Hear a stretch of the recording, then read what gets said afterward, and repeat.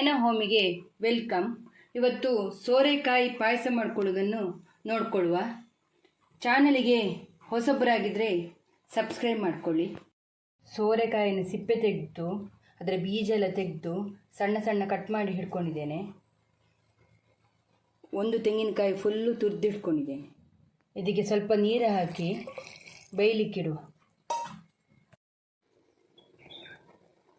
ಇದು ಈಗ ಕುದಿ ಬರ್ತಾ ಉಂಟು. ಇದಕ್ಕೆ 2.5 ಅಚ್ಚಿನಷ್ಟು ಬೆಲ್ಲ ಹಾಕ್ಕೊಳ್ಳಿ. ಇದು ಬೇಗ ಬೇಯುವ ಕಾರಣ ಸ್ವಲ್ಪ ಅದು ಕುದಿ ಬಂದ ಮೇಲೆ ಬೆಲ್ಲ ಹಾಕ್ಕೊಳ್ಬೇಕು. ಇನ್ನು ಮಿಕ್ಸ್ ಮಾಡ್ಕೊಳ್ಳೋದು.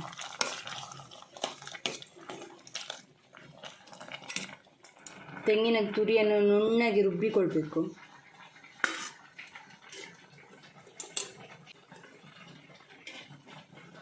ಇದೀಗ ರುಬ್ಬಿಕೊಂಡಾಯಿತು. ಇದನ್ನೀಗ ಸೋಸ್ಕೊಳ್ಳು.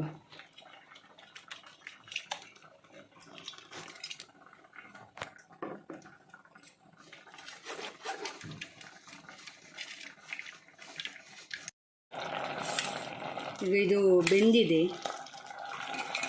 ಇದಕ್ಕೆ ತೆಂಗಿನ ಹಾಲನ್ನು ಹಾಕ್ಕೊಳ್ಳು.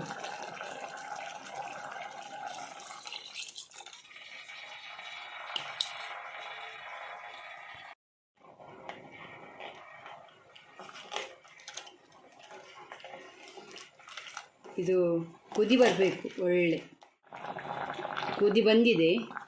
ಈಗ ಇದಾಗಿದೆ.